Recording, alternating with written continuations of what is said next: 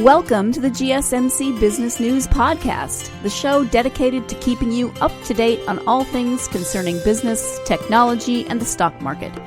Get a head start on the day as we keep you updated on the latest goings-on Wall Street, money, jobs, and technology. If you're looking for a podcast to keep you informed and ahead of the game in business, the GSMC Business News Podcast has you covered.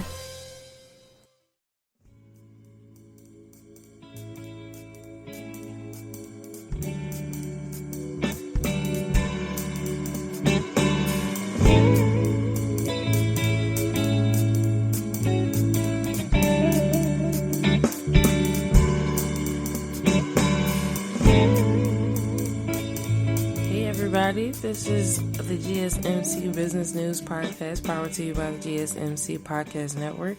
I'm your host, Moriah, and today we'll be discussing social entrepreneurship or the social enterprise landscape in the business field.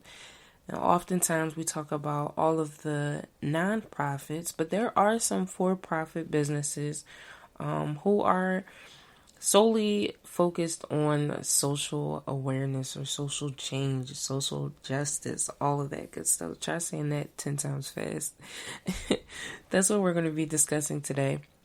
I think a lot of times these businesses don't really get as much play as they should, especially because, again, when we think of business, we think of these fancy brands. We think of these kind of brands who are, making money selling maybe t-shirts or phones or technology and all that kind of stuff. But we never really get that much play on the brands who are for-profit or are non-profit, who are strictly about social awareness, social justice, all of the causes that involve the people, okay?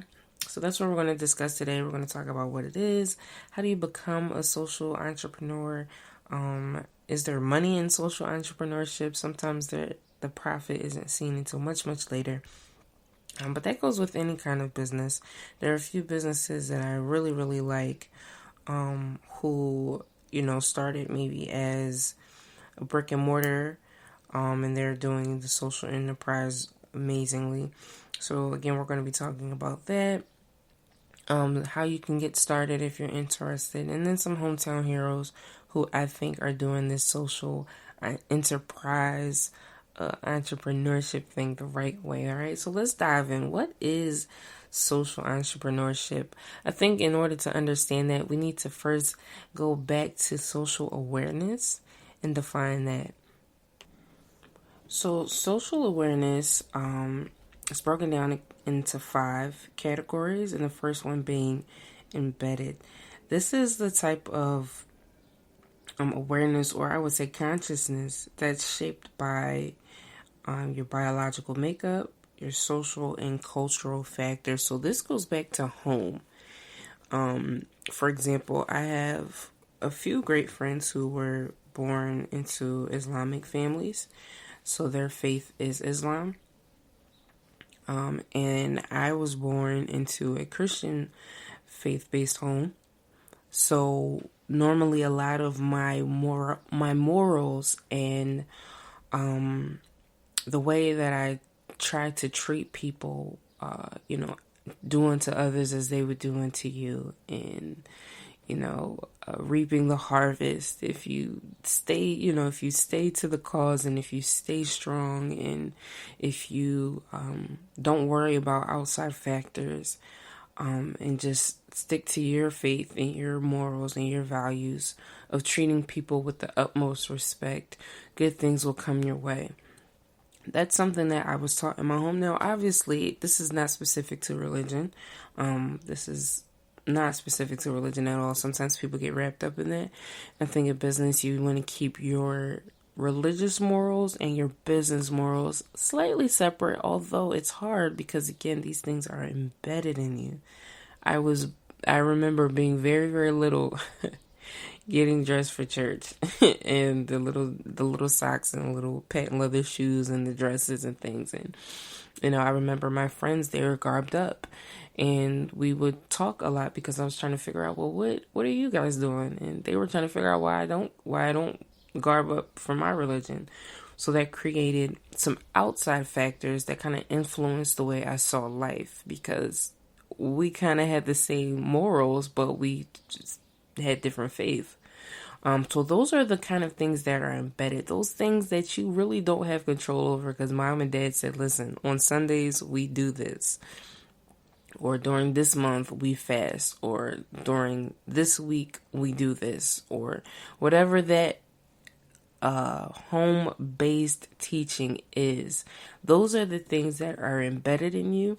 And then you have some outside influences from your friends, or from grandma, or from pop or your aunts and your uncles and your cousins. These are the things that are embedded in you that by the time you get to my age, I'm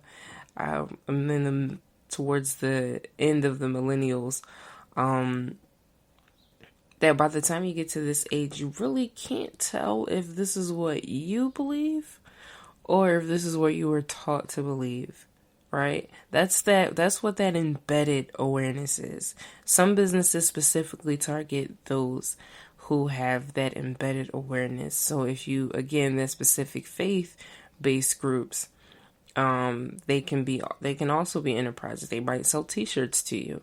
They might sell self-help books. They might sell journals and planners with specific scriptures or specific passages from your book of faith.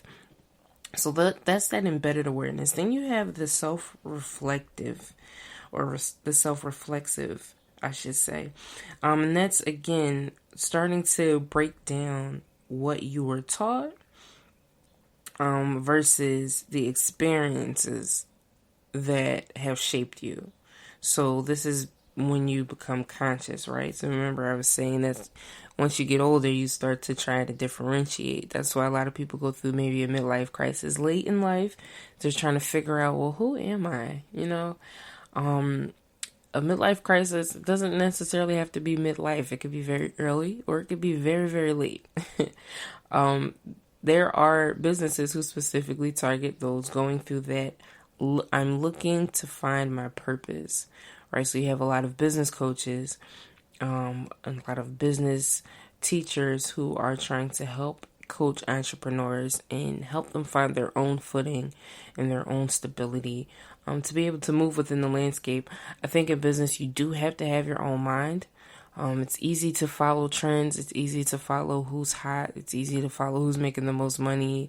It's easy to jump into businesses that are making the most money, but it might not be what you're good at. So some businesses or some coaches tend to gravitate towards those looking to find that awareness. And then it gets lighter and lighter. So then you have your engaged awareness, and that's bringing attention and taking action to make some type of difference in an outward way. So you've had your faith, or your morals, I should say, embedded in you early. And then you get to this crossroad of, I kind of want to figure out what I think. What does Moriah believe, right? What does you, the listener, really believe outside of grandma taking you to church on Sundays, or Pop giving you lessons while he took you fishing, things like that. What do you specifically believe? And then you get into this point where you're like, okay, I figured it out. Now I want to act on it. So I believe that, this is random, but I believe that Pepsi should be with every meal. Right? There are some people who cannot go without a Pepsi or a Diet Coke. I remember I had one friend, her mom had boxes of Pepsi in the house. It was crazy, but she had to have Pepsi. And I realized it was because her parents drank Pepsi as well. So my friend's grandparents drank Pepsi. So it was kind of like a passed down thing where you just had to have Pepsi in the house. And my friend happened to be very, very health conscious, so she was not a Pepsi drinker. So she figured out her own way. Now, again, that's not a business example, but that's just an example of how one begins to find their own way. She always specifically asked for type like water and teas and things like that when her mom would go to the store, because she was finding her own path. That's when you start acting out on your own. And then you have the collaborative, so that's co-creating, shaping consciousness towards greater goods through collaboration and through action. So that's when, okay, using the same example of the friend who only drank tea and water half the time because she was overwhelmed with the amount of Pepsi. So then she began to spread the news to the family every time they would come over and they go to grab a Pepsi. You should drink some water. Do you know how much sugar is in that drink? No, this is no slight at Pepsi. I personally like cherry Pepsi. I think I tried a cherry Pepsi before. It was amazing. Yeah, so shout out to Pepsi. But she was trying to find her own way. And it wasn't just with her diet. It was with the way she treated people and the way she moved and operated. She was just trying to find her own footing. And that's what happens when you're going through this social awareness. You're looking to find your own way. And then you begin to want to help others. You want to impact others. I remember diabetes ran on her side of the family. A lot of it had to do with the sugar intake. So she was definitely trying to raise awareness with that. And then she had a cousin join her on her efforts. So they began to collaborate and, try to help their family get away from so many sugary drinks and treats and kind of substitute some healthier alternatives. That in itself is a business model. You find a partner who believes in the same goals as you. Specifically the social entrepreneurs. You find someone who has the same goals and the same values as you, and from there, you begin to build on that. So that's when you get into the last part of it, which is the resonant. And that's participating in the field of shared experiences with a felt sense of essential interconnectedness with others. I love that definition. Again, you go through these changes. So you start off, just trying to figure out, okay, is this really me? Or is this what I've been taught? And then you figure it out. No, that's what I've been taught. No, this is really me. And then from there, you want to show others, hey, this is what I do. This is what I realized about myself. And now I want to help you. And then by doing so, you begin to attract like-minded individuals, and they begin to assist you on your journey as well. And then from there, that's when you can start creating impact on society or the greater good. And that's where you have that social entrepreneur, to tie it all back to business. So you go through these changes. To be a social entrepreneur, you really have to be about what you're talking about. Right. The type of line of business work that I do, I like the flipping of businesses, almost like flipping houses. I want to get you all the way to the point where investors are starting to notice you. And then I pull out really fast. Like, all right, this is as far as I can take you. And then from there, you kind of go your own way. It's been working pretty good. It's a stressful kind of job, I would say. But it doesn't really feel like a job. It doesn't really feel like work. It just kind of feels like it's one of those things that are embedded, right? It's one of those things that I just love to do. I like to help people grow to a certain point. And then, now that you can walk, I can't keep holding your hand. You might have to hit a corner or two before you get your own footing. And that's kind of what I do. The social job's not the same. They rock out with you, okay? They're riding for you. They are looking to change society. They want to change the world. That's kind of what that social entrepreneur does. And that's what the social enterprises do. Now, again, some are nonprofit and some are for-profit. There's a few different types of social entrepreneurship structures.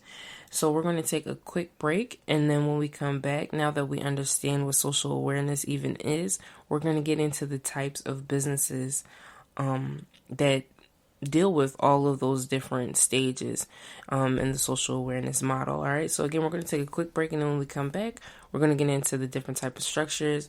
We'll also get into how you can start your own if you're interested, and then we'll get into some hometown heroes. So stay locked in. I think it's a good show today. Be right back.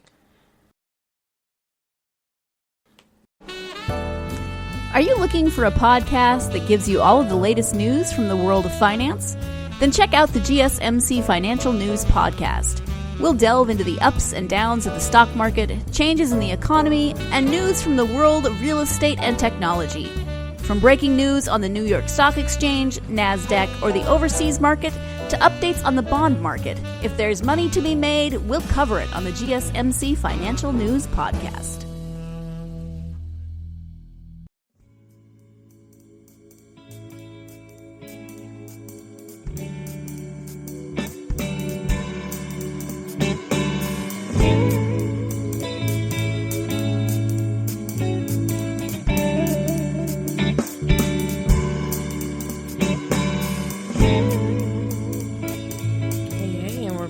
Today we're talking about social entrepreneurship.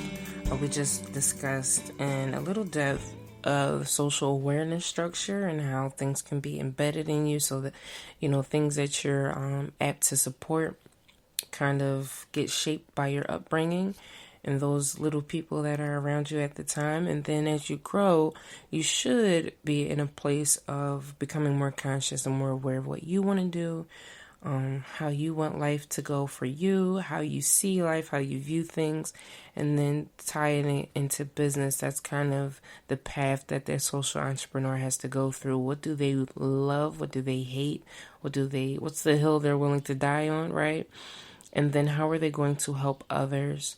And who are they going to collaborate? Because social entrepreneurship is definitely social, and it's definitely dependent on the team that you create. I like to think of social entrepreneurs as team captains, and they have to keep the morale of the team up, because it's not an easy line of work when you're helping others. You get, well, you should be helping them this way, and you should be helping them that way. And why aren't you doing it like this? And you're like, I'm trying to help people. So it's not all peaches and creams and sunny skies, right? It's work. I like to call it trench work. You're in the trenches when it comes to social entrepreneurship. There's a few in my hometown who I think are doing an amazing job, and some others in some other hometowns. So we're going to get into those later. But right now, let's get into the structure of the social entrepreneurship. So again, social entrepreneurship is when you start a business. It's normally for a philanthropic cause. It's also known as altruistic entrepreneurship. Again, it can be both nonprofit and for-profit. And nonprofits, they rely mostly on donations and grants.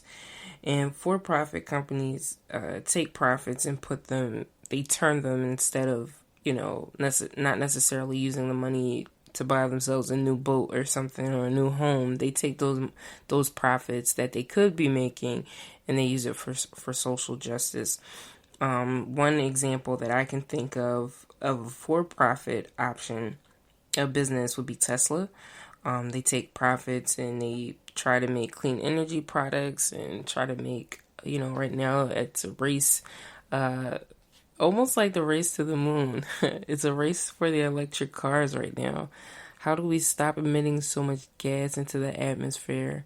And how do we use electricity and, the sun, everything that we can naturally grab? How do we use that instead of putting bad things, into the atmosphere? So that's just one example. And then you have an example who is a little bit of both. I remember I discussed them briefly when I first started doing podcasts a few years ago. I was doing another podcast and I discussed Toms. And Toms, I'm not sure if you remember, might be dating myself here. I want to say towards the beginning of undergrad.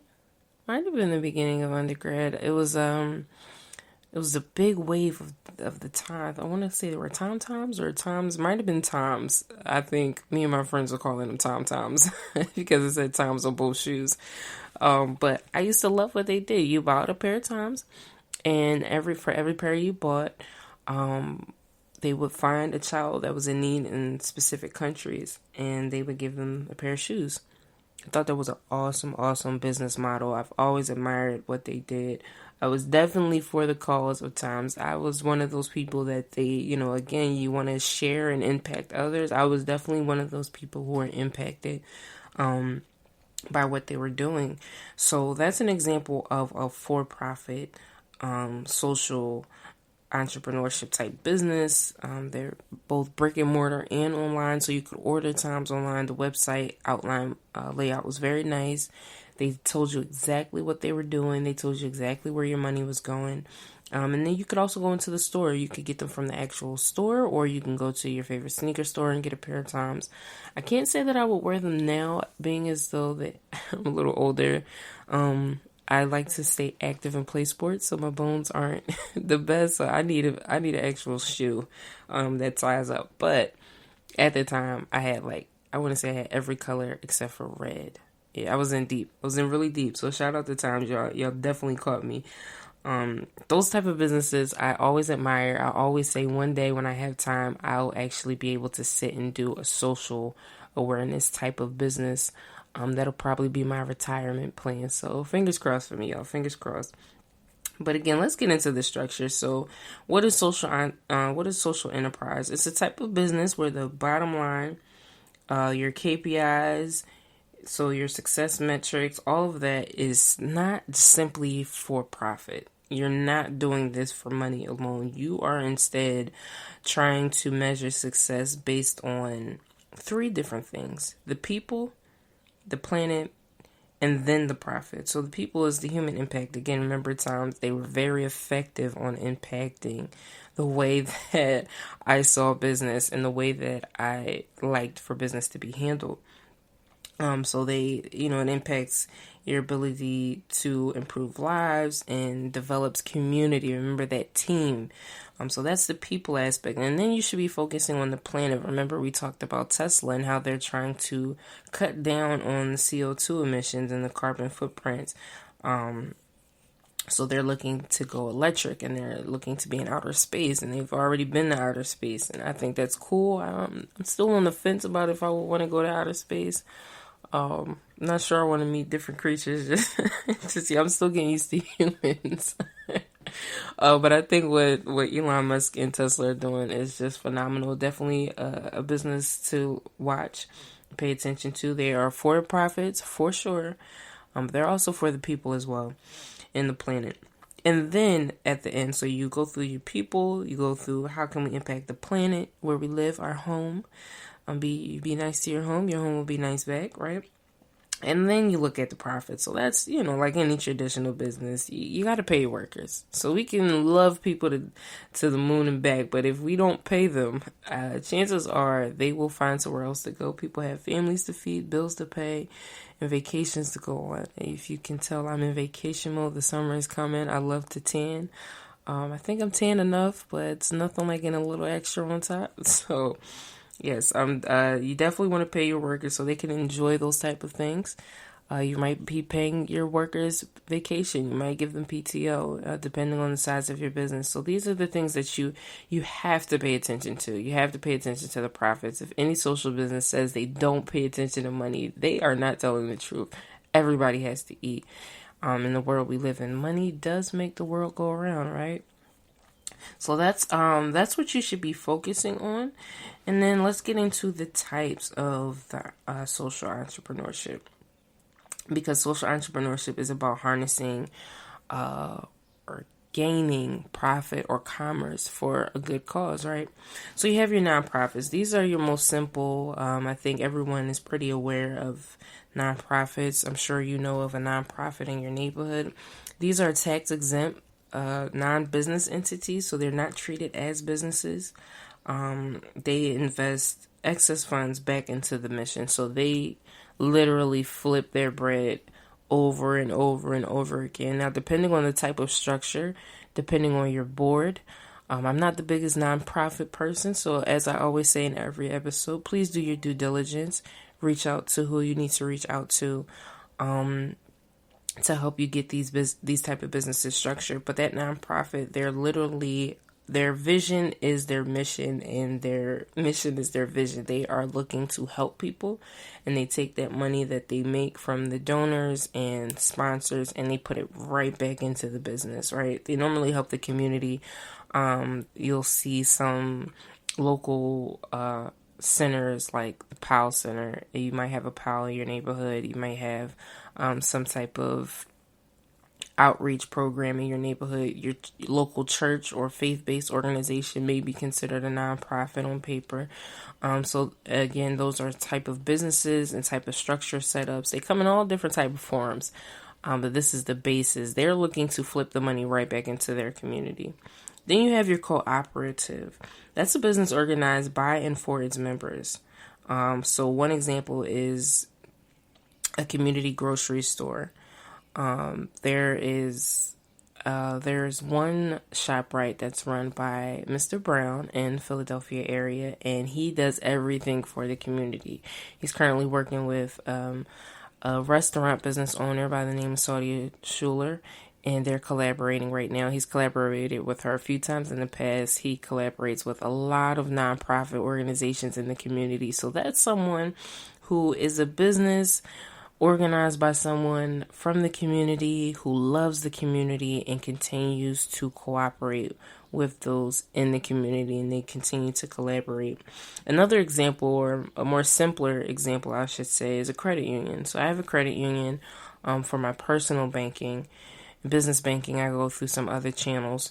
But for personal banking, I love the credit union. They're very, very protective of their members. I remember I was trying to get a car fresh out of college, and I needed a car bad. I was tired of public transportation. Shout out to all the people who take public transportation and who have been doing it for years. I just don't think I'm built for it. I like to be able to pick up and go as I please. And so I sacrificed a few years of spending and was ready to purchase a car, and I went through the credit union, and they were like, man, they're trying to burn you. Do not buy that car. I looked at the Carfax. I took someone with me to look at the car. I thought the car was great, and then the credit union was like, well, we did our due diligence, and they're actually overpricing for this type of car and for the miles that's on the car, and the car had been in an accident before that was not reported on the information that was readily available to the public, and the dealership did not share that information with me. I know I kind of went off. It was pretty bad. I was pretty upset. But I was very, very grateful for this type of business structure in the credit union. They did their due diligence. When they sent me the report, I was like, wow, I almost got burnt. I almost got a lemon. It was like a borderline lemon. And it just drove very nice off the lot that day that I tested it out. When we looked at it, everything looked good, but deeper into the vehicle, it was busted up.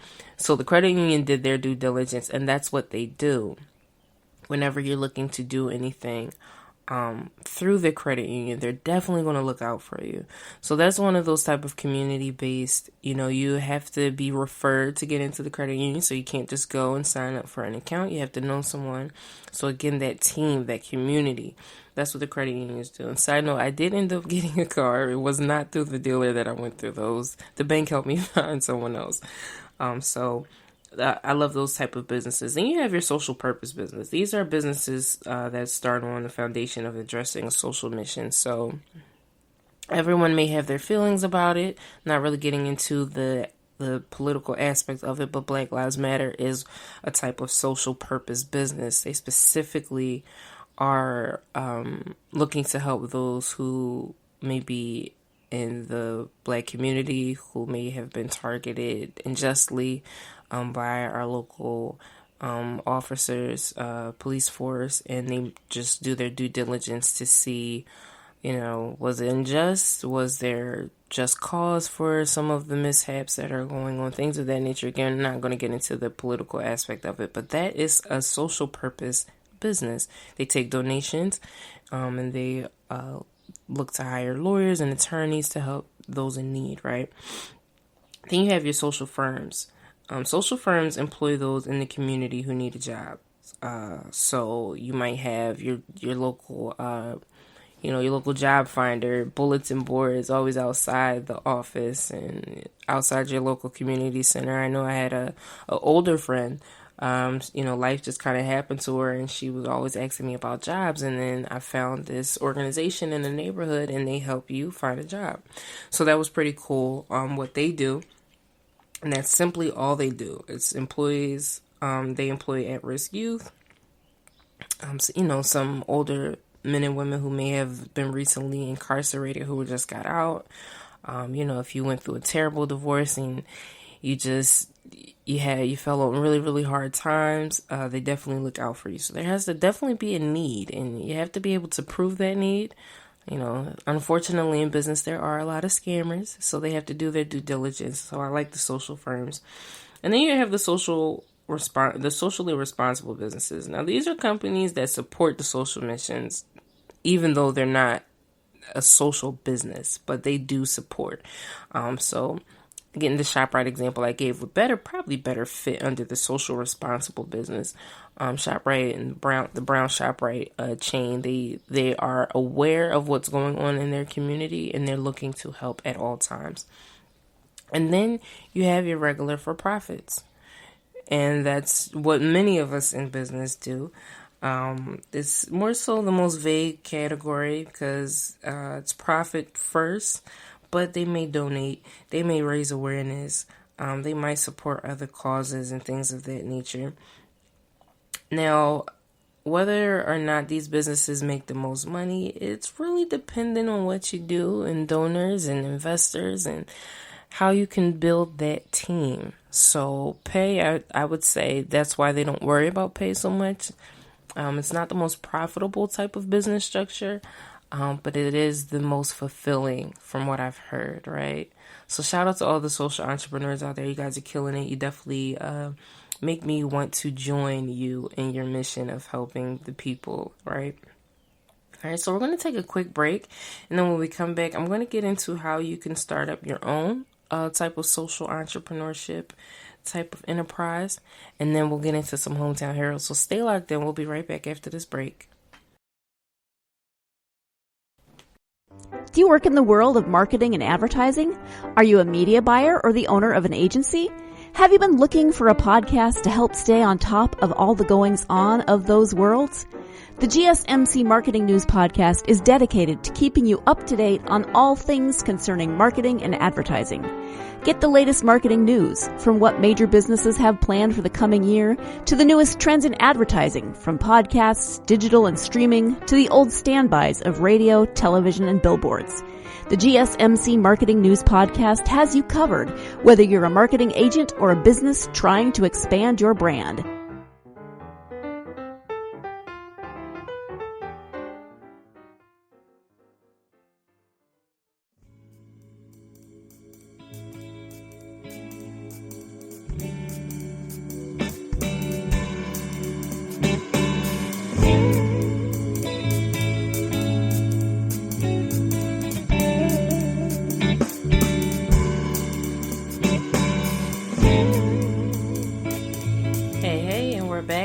Today we're going to be discussing social entrepreneurship, the social landscape in business, where a lot of times some businesses tend to not want to be specifically not-for-profit or a nonprofit. They might want to be a for-profit business, as we mentioned, like Tesla and like Tom's. So they are for-profit. However, they take their funding and they flip it, right? They take their profits and they flip those profits, and they keep flipping those profits until they are able to effectively, I should say, help the community. It's almost kind of, some like to call it like a cult aspect, where you have this sector of the community who is so diehard for the brand, and they're so diehard to help with filling needs in the community. So they sell a specific product. Again, like Tom's, just the easiest example for me is that they sold shoes. Everybody needs a pair of shoes, right? Everyone deserves a pair of shoes. However, in certain places in the world, some people cannot afford shoes. So what they did was they sold shoes, and for every shoe you bought, a child in need or a person in need got a pair of shoes because of the business structure. So a lot of brands are like that. You might be considering doing the same. So today I just wanted to give some tips on how you can start your own. We normally get into, if you've been listening to the last few episodes that I've been hosting, we like to give some tips on how to start your own type of brand, depending on if it's in fashion, if it's in the restaurant industry, tech, logistics, like courier industry. So today we're going to be talking about the social entrepreneurship industry. It's on the rise because many companies are owning up to their responsibilities, like our big tech companies. They're owning up to the fact that too much CO2 gas is being emitted into the atmosphere. Too much waste is going into our oceans, and the landfills are overflowing, and all kinds of climate change or things of that nature is happening. So a lot of businesses are becoming more socially aware. And I would like to give a shout out to the younger generation. They are holding these big companies accountable.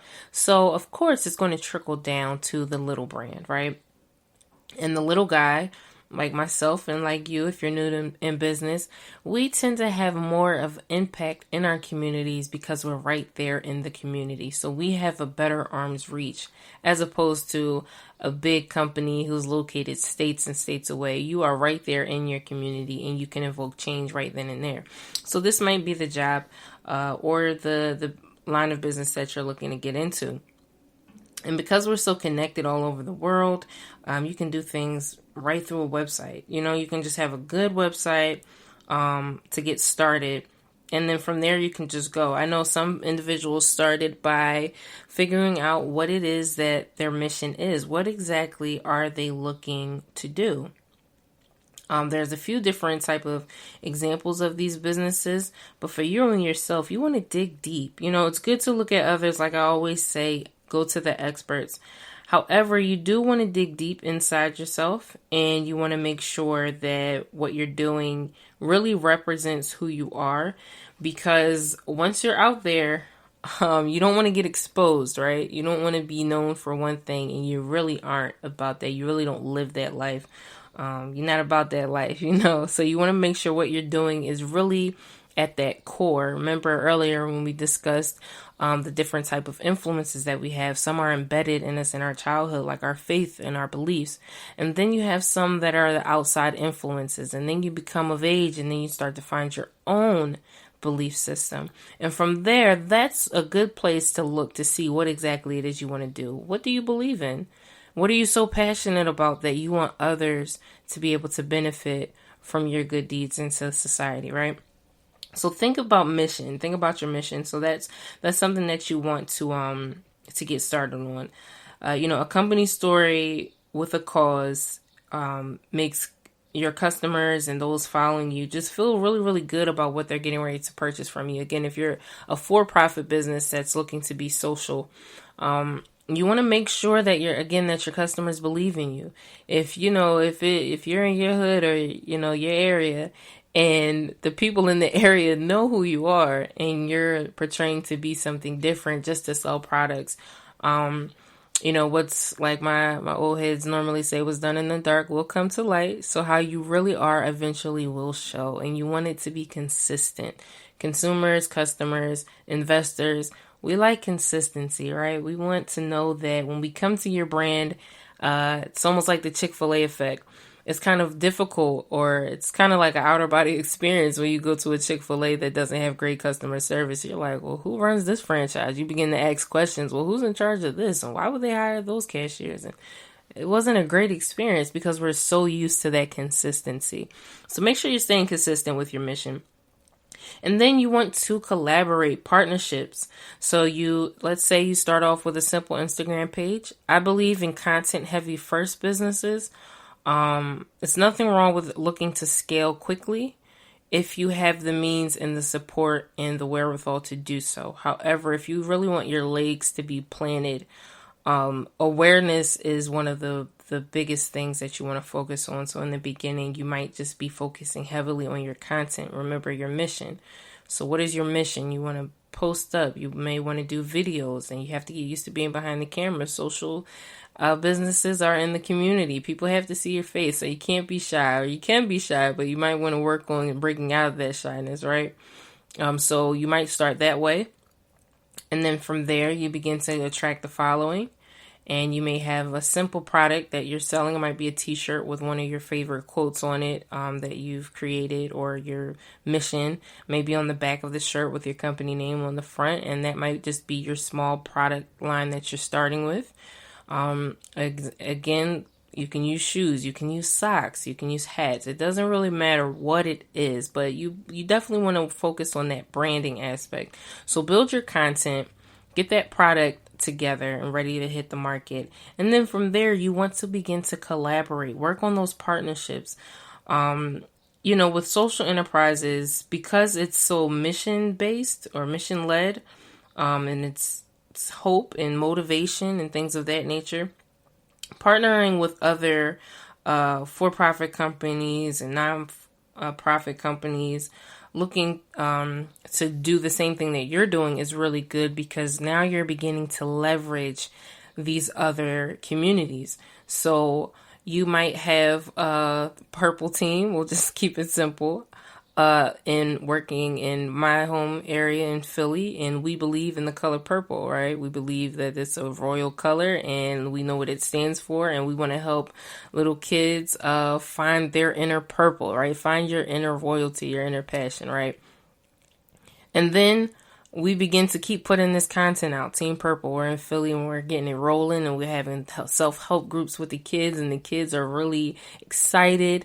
We're doing all types of Zooms and everything. And then these kids start telling their friends, kids make friends with anyone. So now it's spreading across the country. And now other cities are like, hey, well, we believe in blue on this side.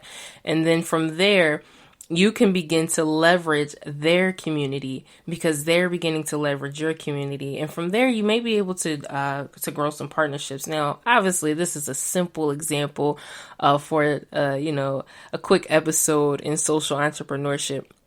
Much deeper than different colors. Purple is my favorite color, so that's why I had to use it. But that's just an example of how it works. You want to create your content, and then from there, begin to build those relationships. And then from there, you might be able to find some for-profit companies who are looking to donate towards your cause. Well, okay, I see you're selling t-shirts, but what are you really trying to sell? What are you really trying to market? What service are you really trying to put out there? And you might be able to get an investor that way. I would say the biggest thing that I've seen with every social type of business is that they are very, very consistent. More so consistent than I've seen like clothing brands and, cell phone companies. Like, they're consistent, but it's easier for that type of product, right? You make a product, you put it to market, and you kind of let it do its thing.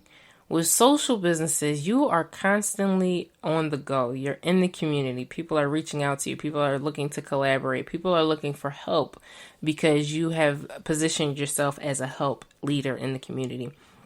So partnering with others, and that really looks good for you, makes everyone understand that you're willing to get in the community. You're willing to be one with your community, right? You want to always keep that in mind. Everyone's watching you, even when you don't think people are watching you. Trust me, they are. So partnerships is good. So find your mission, to start partnering, getting those resources up and things like that. And then from there, you want to get that press coverage. What blogs are talking about your mission? There are so many different blogs out there who cover various topics, and it's up to you to do your due diligence. I constantly harp on research.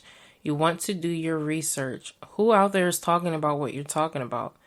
I like to call them champions. That's a term that I learned in one of my grad school study times. And, in class, we would call our number one supporters or our number one fans are champions. They champion for your brand. They believe in the cause. They believe in the brand. They want to see you win. They want to see you excel. So you want to get around those people. And I think some of the easier ways to do so is to do some due diligence and do your research and figure out who's talking about what you're talking about, who has the same like mind, not in a sense of collaboration, but who reports the news.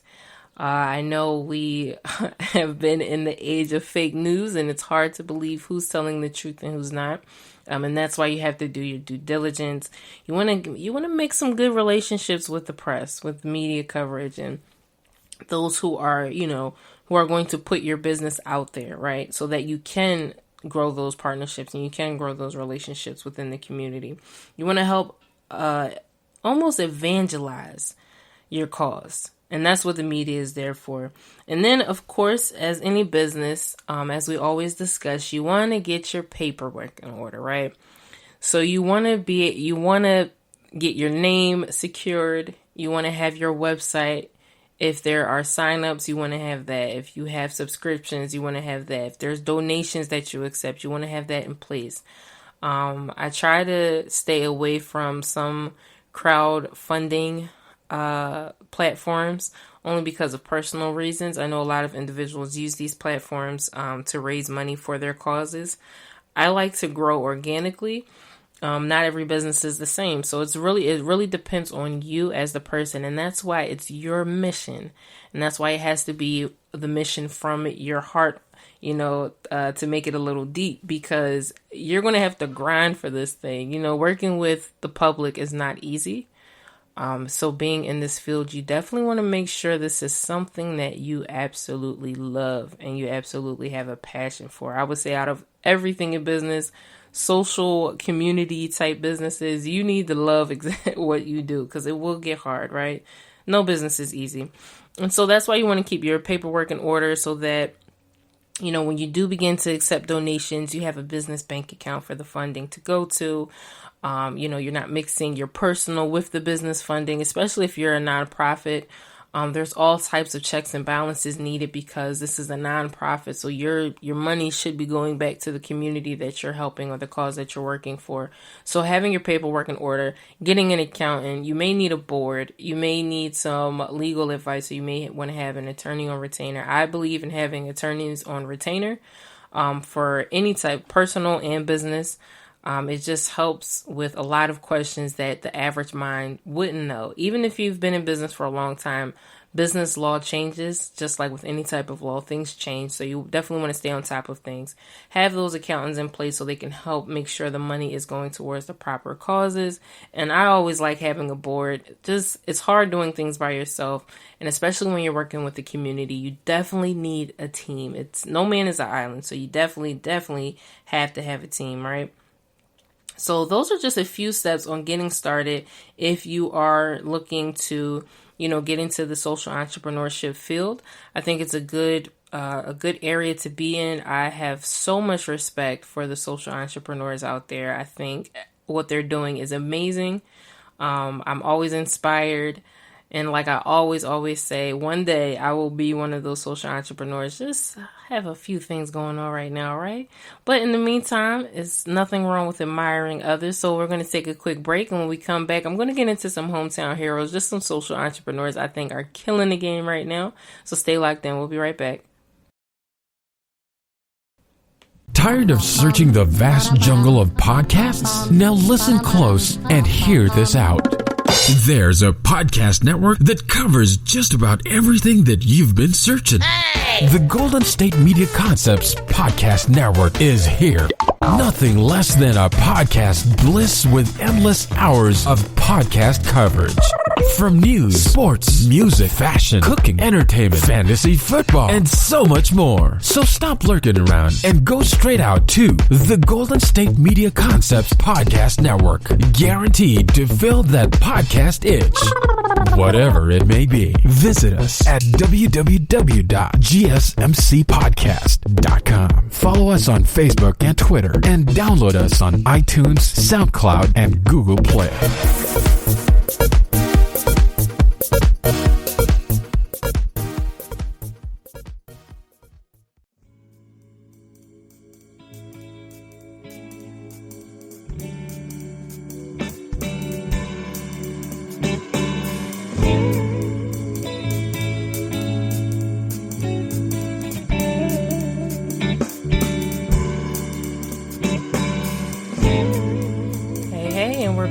Today we're talking about social entrepreneurship, the businesses who may be for profit but have a mission for the community. So they might be helping to raise awareness in their community, and that's the mission. And then they use some of the profit that they receive, and they tend to give back to the community in some type of capacity by either collaborating with other brands to maybe do a clothing drive. There are some social entrepreneurs, the big names that we mentioned, like Tesla and Tom, who they make profit, but they take their funding, they take some of their profits and they give to communities in need, or they work to stop the emission of CO2 gas into the atmosphere, looking to help clean up the world, clean up the earth. Shout out to Earth Day coming up soon, right? So a lot of these businesses are looking to help in some type of way, whether that's raise personal self-love, or if that's to directly impact with $1 in the community. So today, of course, I had to get into some hometown heroes, my favorite segment of the show. And one of the brands that I'll be speaking on first is right here in the heart of North Philadelphia. It's called Down North Pizza.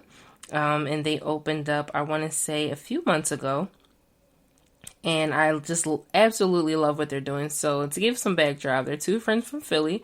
They wanted to reduce the city's, rates of how incarcerated, or previously, incarcerated men and women are not able to find jobs. So oftentimes I'm sure you can think of one person in your life who may have fell on some hard times and made some different type of decisions, and ended up in jail. And now they are trying to do what they're supposed to do, right? So they get out and they're looking to change their life. They're looking to make better decisions. But sometimes your past can have a stain on you. And sometimes I'll say overall in society, we tend not to have too much grace for those type of individuals. So then you find the little guys like these two young men who believe in those individuals who are trying to make a better tomorrow for themselves. So shout out to these co-founders, Kurt Evans and Muhammad Abdul Hadi. They are both lifelong friends, and their mission is to help hire formerly incarcerated individuals to come work for them. So they opened up a pizza shop, and now I'm not the biggest pizza eater. My wife absolutely loves pizza, so we eat pizza all the time. So I am still going to go try it out. I would love to taste some of the food that they have. I heard they have some really good crab fries. I love seafood, love fries. So I'll definitely be giving the crab fries a try. But I've been watching this duo for a few months now. And I thought today's episode was a perfect way to highlight what they've been doing. They made it on to Good Morning America. So shout out to them. And again, after seeing, they just spoke very genuinely about how seeing incarceration impacting their families and, loved ones who couldn't find employment. I have some loved ones who went through some things and, looking for work and looking for different type of opportunities, looking for housing. Things can be very difficult. And the main reason is money, right? Money makes the world go round. So not having it does put you at a disadvantage. So what these guys are doing, Kurt and Muhammad, by opening this pizza shop and specifically helping those who were previously incarcerated, who are leaving prison, find employment, I think is amazing. I think, what they're doing is awesome. They have like a Detroit style pizza. It's, super deep crust type pizza, a whole bunch of cheese. You can get whatever you want on it. The reviews I've been seeing over the past few months have been amazing. Just a lot of love and a lot of support. So if you're ever in Philly, head down to North Philly, go check out the Down North Pizza. I think it's going to be awesome. Moving forward, I see great things for the future. Giving some people who had a hard life, culinary career opportunities, right? I think that's awesome. We talked about the restaurant business and how we're seeing a boost in that. So I think that's dope. Some of the employees who require short-term housing units, they're offered 6 months free rent in the upstairs apartment that is connected to the pizza shop. So that they can save up some of their funding, and that way eventually they'll be able to move on and, continue their employment with Down North Pizza, but have some steady income and finally get their own place. So shout out to them. I think that's awesome. You don't see that all the time. Just those individuals who just seen some bad things and they're like, you know what, let me be the change that I want to see. Let me truly be the change I want to see. I just think that's awesome. So shout out to them. Kudos. If I had a clap sound, I would definitely toss that on. Some cheers, right? Okay, and next up we have Four Chambers. Four Chambers is based in Atlanta, Georgia. Now, they are a for-profit company, but their mission is to raise awareness and self-love. If you've noticed during the pandemic specifically, there has been a rise in suicides, there has been a rise in unemployment, and there's been just a decline in social status in a lot of individuals. So right now, although some news outlets are reporting that we're post-pandemic, I think the trauma of any type of, government recession, depression, pandemic, I think the lasting trauma is always very, very deep. And, when you were once able to provide for your household on maybe 1 to 2 incomes, and now you're not able to survive on 2 incomes alone, and now you have to pick up extra work and do extra things. Sometimes that tends to make the self-love aspect go down because you're so caught up in that hustle and bustle. So I love what Four Chambers is doing. And what they do, the journey, they're loving their journey, right? So their t-shirt designs, very nice quality t-shirts. It's a nice heart. It's called Four Chambers. One of their statements is loving my journey. It's a reminder to always love yourself. We're in the age of mental health awareness. I'm very, very happy about that. A lot of times older generations, they had things going on, right? They had things to do. They've also gone through some wars and some financial crisis. So oftentimes that creates a strong-minded person. And that can take away from the time that you have to really love yourself. And in business, you want to make sure you have a clear conscience, right? A clear mind. We have to make business decisions. It's the game we play, and our decisions are based on a clear conscience. If you're clouded, your judgment can get messed up, right? So I like what Four Chambers is doing. They're just pushing the advocacy of loving oneself. No negative thinking. And again, business can be hard, right? It can be very, very difficult. So although personally, I don't think motivation is the only thing that helps drive business, I do think motivation is a big factor, right? When you talk to your favorite mentor or you study one of your favorite brands and you see how they motivate you, that can carry a lot of weight and it goes a long way. So I just wanted to give a shout out to Four Chambers. I think that what they're doing is pretty awesome. I also love the logo. 5% of the profit that they receive is donated to students, and they work with local organizations to help the children, to help single mothers in need, to help other minority groups. They have a lot of collaborations within their community, and I just absolutely love their profile on Instagram. I think, like we were saying earlier, you want to drive your content, right? So you want to make sure that people are able to see what you do. They want to be able to see the owners, for example, rocking the gear and really being about what they say they're about, seeing them in the community, seeing them donate. On their page, they have a few links that you can click on and you can actually see what they have done in their community and how they're continuing to be an impact in the community. So those are the two brands that I wanted to shout out today. Down North Pizza in Philadelphia and Four Chambers, the clothing brand in Atlanta, Georgia. I think social entrepreneurs are awesome. I absolutely love the kids. So knowing that Four Chambers donates 5% of their profit to local children's organizations is, I think, it just makes my heart flutter just a little bit, right? Everybody loves the kids, right?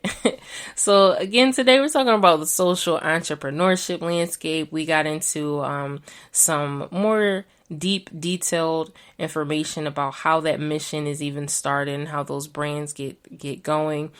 And we talked about different types of social entrepreneurship structure businesses that you can begin to start, let you know how to get started. Remember, find your mission, be consistent, Make sure that you're collaborating with those in the community. You can't be for the community behind the screen, unfortunately, right? It would be easy to do it that way. Technology and automation is making it much more easy, but it's nothing like seeing your face in the trenches, in the middle of the weeds, getting into the community and really getting that community, that team built, right? And then we just talked about some pretty dope brands that I think are doing great things within their community. So again, I think today was a pretty awesome day. I love this topic. This is one of my favorite type of business structures. Looking to get into it soon. So if you have any suggestions, leave them in the comments. Remember to follow us on Twitter. You can always mention us on Twitter and we'll definitely get back to you. All right. So again, thanks for listening to the GSMC Business News Podcast powered by the GSMC Podcast Network.